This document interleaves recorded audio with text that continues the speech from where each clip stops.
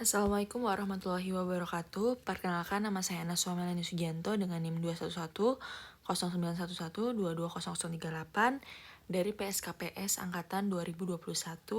Izin mempresentasikan tugas PAT mengenai anatomi, vaskularisasi, dan inervasi git dan endokrin sistem.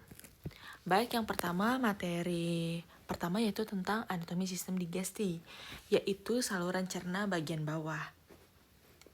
Sebelum ke materinya, tujuannya ini adalah untuk memahami organ atau embriologi usus dan fungsi saluran pencernaan bagian bawah seperti sekresi, digesti, porpulsi atau peristalsis, ekskresi, defikasi, dan inervasi, maupun absorpsi atau vaskularisasi.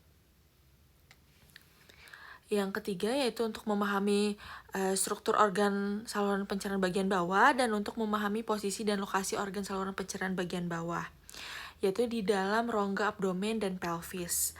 Lalu untuk memahami kontrol atau regulasi kerja pada organ pencernaan.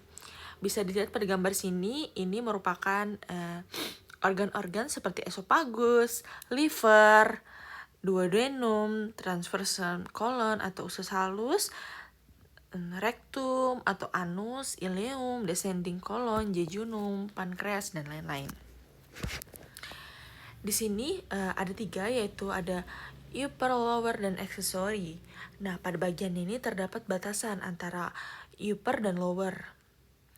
GI tract-nya secara embriologinya yaitu duodenum termasuk pada lower git, dan secara klinisnya nih jejunum ini ikut pada lower git.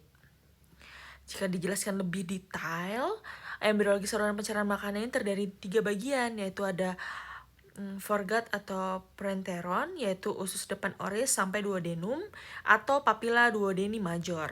Lalu ada midgut atau mesenteron, yaitu usus tengah atau papilla hingga 2/3 anal kolon transversum. Dan yang terakhir ada hidgut atau mesenteron, yaitu usus belakang. Baik, kita lanjut ke next materi berikutnya mengenai dinding abdomen. Itu adalah sebagai suplai arteri dan drainase vena. Secara superficialnya, bagian superior dindingnya ini dicabangi oleh arteri musculophrenica yang merupakan cabang terminal dari arteri thorax interna, dan bagian inferiornya dicabangi oleh arteri femoralis. Nah, ini tuh bercabang lagi jadi arteri epigastrica superficialis untuk bagian medial dan arteri circumflexa iliaca superficialis yaitu untuk bagian lateral. Lanjut, ini merupakan bagian yang profundusnya. Bagian superior dindingnya dicabangi oleh arteri epigastrica superior yang merupakan cabang terminal dari arteri thoracica interna. Dan bagian inferiornya dicabangi oleh arteri iliaca eksterna. Di sini terdapat 2, yaitu arteri epigastrica inferior itu untuk bagian medial dan arteri circumflexia iliaca profunda untuk bagian lateral. Nah, bagian lateral dinding ini oleh rami interkostal 10 dan 11 serta arteri subcostalis. Next, ini adalah suplai arteri dan drainase vena pada arteri epigastrica superior dan inferior. Ada 3, yaitu memasuki vagina musculi recti abdominis, lalu berada di posterior musculus rectus abdominis, dan bermetamorfosis satu dengan yang lain atau beranstomosis. Terus ada venanya. Vena ini nama dan perjalanannya mengikuti arterinya. Next, ini adalah pembagian inervasi nervis spinalis, yaitu sebenarnya ada 12 nervus gitu kan. Nah, di sini mulai dari nervus 79 itu untuk menyuplai kulit dari proximal sipoideus sampai daerah tepat di atas umbilikus. Lalu untuk yang ke-10-nya ini menyuplai kulit sekeliling dari umbilikusnya. Dan untuk yang 11, 12, dan L1 itu untuk menyuplai kulit di bagian umbilikus sampai regio pubica. Next, untuk cabang yang nervus L1 ini menyuplai facies anterior, scrotum, dan labium majus pudendi dan memberikan 1 cabang untuk regio femoralis.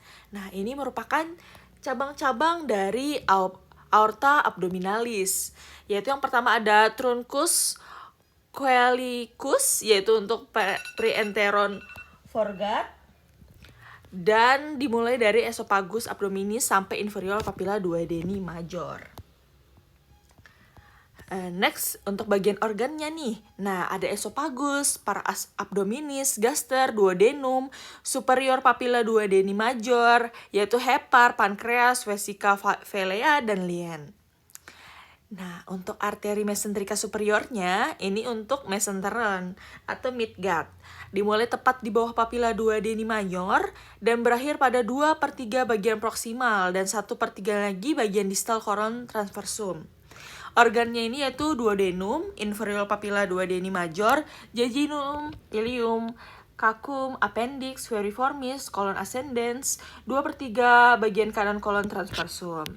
Next, ini merupakan cabang-cabang aorta abdominalis bagian truncus coleachicus, yaitu untuk perenteron bagian foregut-nya, dimulai dari esophagus abdominis sampai inferior papilla duodeni major.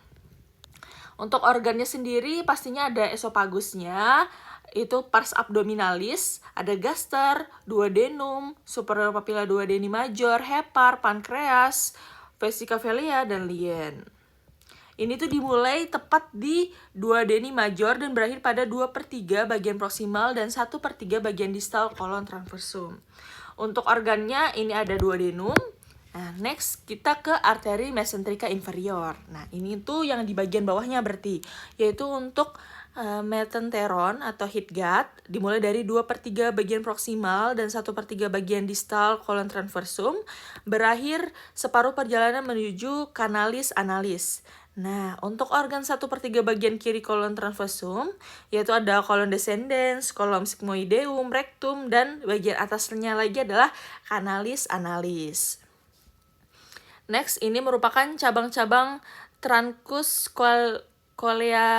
coleachicus, yaitu pertama ada arteri gastrika sinistra, cabang terkecil dari truncus coleachicus, yaitu lokasinya di curvatura minor gaster. Ini menyuplai kedua permukaan gaster di daerah curvatura minor. Lalu ada branstomosis dengan arteri gastrika dextra. Ini untuk yang bagian liennya. Ini merupakan cabang terbesar dari truncus coleachicus, yaitu berjalan di tepi superior pankreas pada ligamen lienorenal ya, itu menyuplai daerah kolum, korpus, dan kauda pankreas. Ini tuh memberi banyak space atau banyak cabang untuk hilum lienalis. Cabangnya sendiri ada arteri gastrika brevis untuk fundus gastricus dan arteri gastromentalis sinistra di curvatura major. Anastomosis dengan arteri gastromentalis dextra. Next, ini adalah cabang dari arteri hepatica communis. Ini tuh yang berukuran sedang. Kalau tadi kan yang terbesar, ini yang ukurannya sedang. Ini mempercabangkan menjadi arteri hepatica propria, yaitu berjalan di sebelah kiri ductus coleodochus dan anterior porta hepatis. Lalu untuk arteri gastroduodenalisnya ini bercabang menjadi arteri supraduodenalis dan arteri pankreatika duodenalis superior posterior. Ini di batas bawah pars superior duodeni. Nah, arteri gastromentalis ini di bagian dextra atau kanannya, dan arteri pankreatika duodenalis superior anterior ini untuk kaput, pankreas, dan duodenum. Next, di bagian arteri pankreatika duodenalis inferior ini terbagi menjadi rami anterior dan posterior. Ini menyuplai caput, pankreatis, dan processus uncinatus dan duodenum. Di sini ada dua cabang lagi nih, arteri jejunalis dan ilialis. Ini cabangnya itu di sebelah kiri, jumlah arkadnya di ileum lebih banyak daripada si jejunum tadi. Next, ini kolika media, ini muncul dari bawah pankreas masuk ke mesenkolon. Transversum terbagi menjadi rami dextra dan sinistra, dan berstomosis dengan arteri kolika dextra. Sebentar, aku ingin melihatkan kalian pada anatomi arteries of large intestine-nya seperti gambar berikut ini. Di sini terlihat jelas mulai dari marginal arterinya, transverse-nya, dan first jejunal arterinya. Itu ada di bagian sebelah sini. Iya. Sebelah sini Ini untuk alirannya itu berasal dari gabungan vena ilienalis dan vena mesentrika superior.